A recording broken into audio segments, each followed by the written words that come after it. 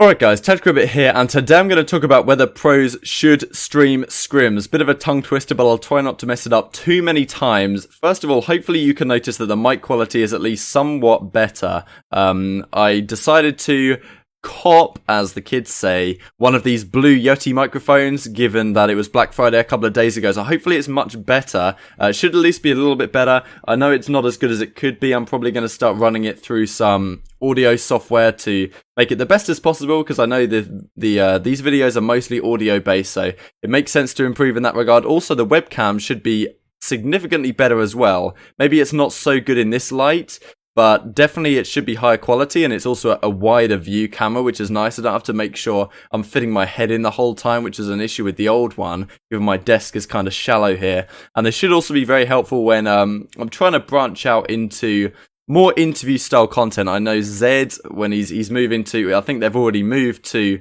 Vegas just today or yesterday, and he said he's happy to do an interview before the actual event happens in CWL Las Vegas on December the 7th. So hopefully I'll have some more content of that form coming soon, and ideally this microphone and the webcam will help along those lines. But today we're going to talk about whether pros should stream scrims, which is a topic of conversation that comes up every single year in Call of Duty, and this year's no exception. It was now news a couple of weeks ago, but we'll go through it anyway today. So like, if you enjoy, subscribe if you are new, and maybe even follow me on Twitter. It will be down in the description box below.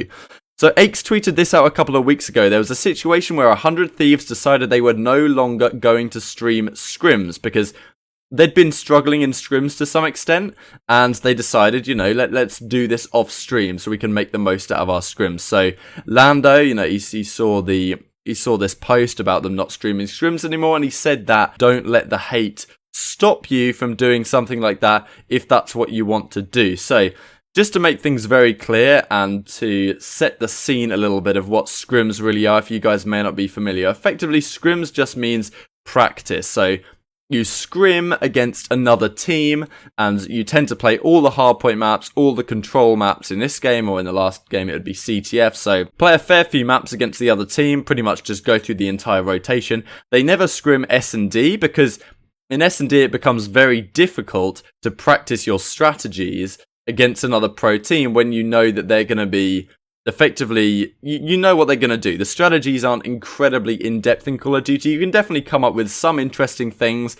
Beowulf did a video in World War II towards the end talking about what their strategies were against OpTic Gaming at Champs and how effective that was, using different smokes and ideas like that. Black Ops 4, we don't even have smokes, man. Treyarch, what are you playing at? So there really isn't many strategies you can do, especially when you have to wait for your equipment to build up over time. Like, you don't have guaranteed stuns, guaranteed nades at the start of every round. You might just have to play a really slow round, hope your team gets the equipment in time, and then you can execute onto a bomb site. So really not too many strategies involved in this game, and as a result of that, there's not many new things you can bring to an event that people won't have seen you play in practice. Some professional teams, they'll play search and destroy tournaments and things like that to practice these ideas. They tend not to practice search and destroy, but the other gamers, of course, they scrim against other professional teams.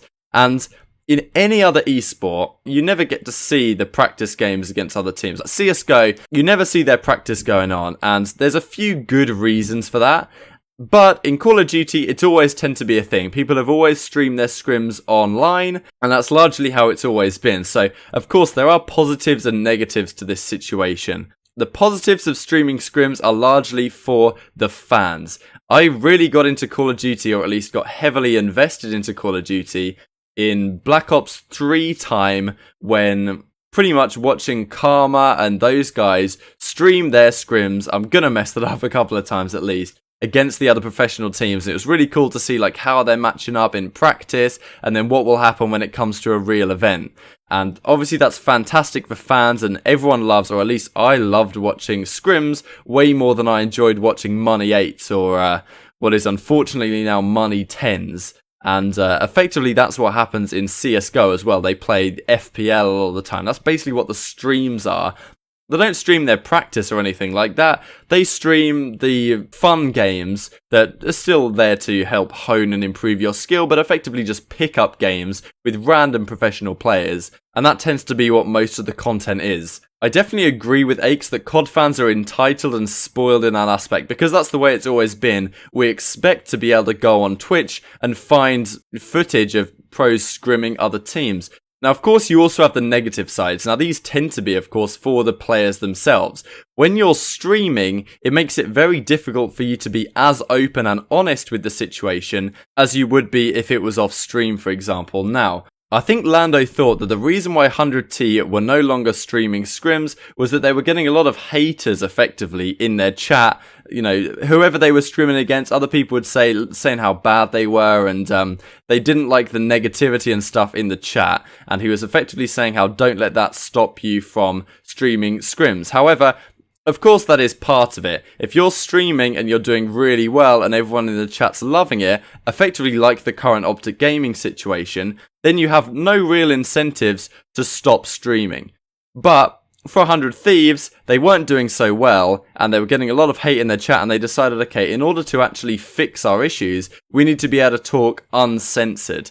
And the thing is, when you're streaming, any other players or any other coaches can not only watch your streams, but largely can also watch the repeats. Because if you want to stream, then it's very likely that you're going to save the VODs for fans or subscribers to watch on YouTube afterwards. Now, of course, streaming can be an issue as players can watch the streams and kind of figure out what you're doing. But what's really important for other teams trying to find out what your tendencies are is at the end of a scrim, when you discuss what the issues were that map. This is something that Bevels has said that Aches is incredibly good at doing, and I'm sure other players are really good at it as well. When the maps come to a conclusion, taking a step back and saying, okay, what did we do wrong that map? Exactly what things should we have done differently, and discussing exactly what the issues were for a couple of minutes.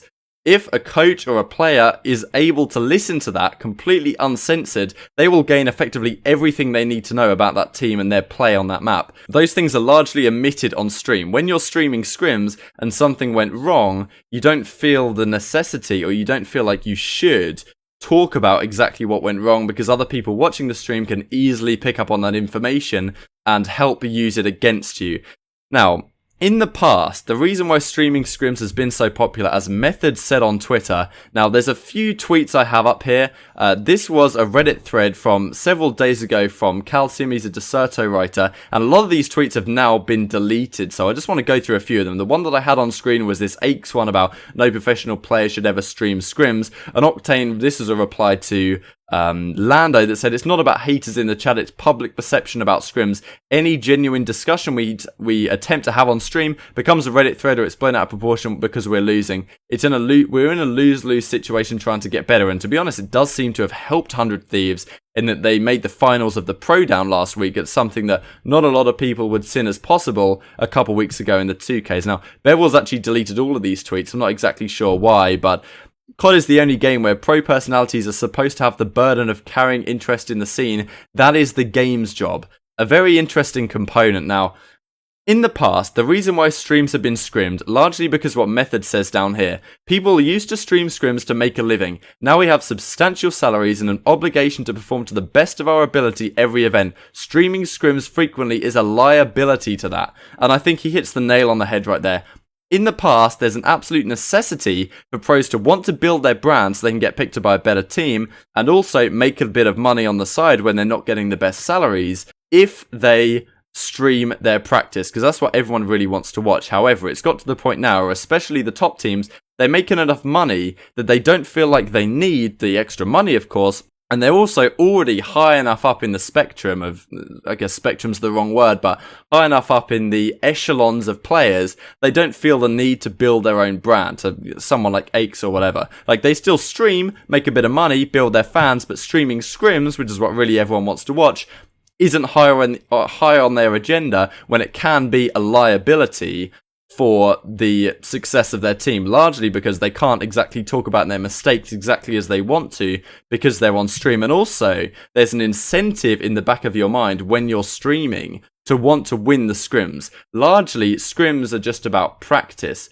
They're just about making sure you get better as a team. At this point in the game, it's getting to the point where people understand what they're doing. It's about fixing specific issues. And you can lose a map quite substantially, but if you improve on that one rotation you were having trouble with, then you can say that scrim is a success. However, if you're streaming, there's definitely an expectation that you should be trying to win these scrims. And that's, I think, what may happen with OpTic Gaming a little bit further down the line, in that right now they're streaming all the scrims, they're winning everything. Now, part of that is because they're a fantastic team. Another part of that is potentially because the other teams are working on particular weaknesses, whereas OpTic, because they're streaming, they're very much focused on just winning the scrims and doing the best they possibly can, which of course it makes sense, but at some point other teams are going to have the ability to catch up, especially because they can watch all of OpTic Gaming's scrims, and that's exactly what we saw last year, where when OpTic started doing badly, the streaming of scrims stopped so they could really focus on their own game. And that's something that will probably happen this year a little bit further down the line. It's detrimental to the fan experience, of course, especially as Bevels says, or at least as Bevels kind of implies, we have 6 events this year. We have Vegas, we have 3 more undetermined, then we have the playoffs for the Pro League, and then Call of Duty World Championships. And 6 events for the entire year. If MLG are going to stream the 2Ks and we have pro down tournaments and all that stuff, of course there's going to be a fair bit of content. But people love watching scrims, and that content would very much be missed by the competitive Call of Duty scene if it wasn't there, especially given there's not much Call of Duty to watch. So, another couple of opinions here. Content should be done before or after scrims, and if you're a fan who feels entitled to watching teams practice, I'm sorry, but get a reality check. If teams actually want to stream their practice, that's on them, but the fact teams are being called out for not wanting to is pathetic. I completely agree on this issue. The question I pose, should pros stream scrims? Definitely, they shouldn't have to. The game and the CWL should be responsible for creating the entertainment. They should put on the tournaments, and Aches has been responsible, it seems, for setting up these CMG Pro Downs, which give fans an incentive to watch things. Nowadays, it should be all about winning. It's all about taking home the trophy at the end of the day. That's what the organisation is paying you to do at the end of the day. And feel free to stream other things like tens, like tournaments, all these sort of things, but streaming practice is likely to be very detrimental in the long run to your success as a team. We've seen it time and time again. So they definitely shouldn't, but from a fan's perspective, that's clearly not what we want to hear, especially when there's not as many tournaments this year as we are used to, for sure. So as some sort of a solution, Bevel says the ideal scenario would be to form an FPL Rank S, which is like CSGO. Face it, Pro League and Rank S is like the ESCA situation if you're familiar with that. Introduced that gives pros endless content to stream, gives amateurs path to play with and against pros once they're proven they're capable. This is also a kind of link to the 2K situation where pro teams are forced to play against basically nobodies for several hours before they get down to the real deal, and gives fans worthwhile content while not forcing pros to stream practice. So like if you enjoyed, subscribe if you're new. That pretty much concludes my thoughts and the professionals' thoughts for this video. Now, Toby, to you in the comments, I want to know what you think about this. My stance overall is that I don't think pros should be forced to by any means, and definitely with their focus being on winning, it makes a lot of sense. However, there should be a focus on MLG to make as many events as possible in order so that people actually have something to watch. This idea of an FPL system would be really interesting indeed. Maybe I could do another entire video on this, that maybe tens isn't exactly the best way to help up-and-comers break into the professional scene, as it were. So anyway, what is your perspective on this? Do you think pros should stream scrims, or do you think that the fact that pros are earning so much nowadays and it's no longer required means that us as fans have been kind of entitled in this sense? So thank you guys so much for watching as always, and I'll see you next time.